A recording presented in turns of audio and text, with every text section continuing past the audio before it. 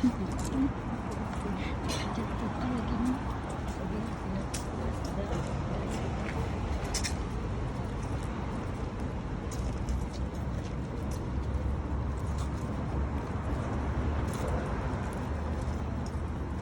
kayo ha, masunog tayo nito.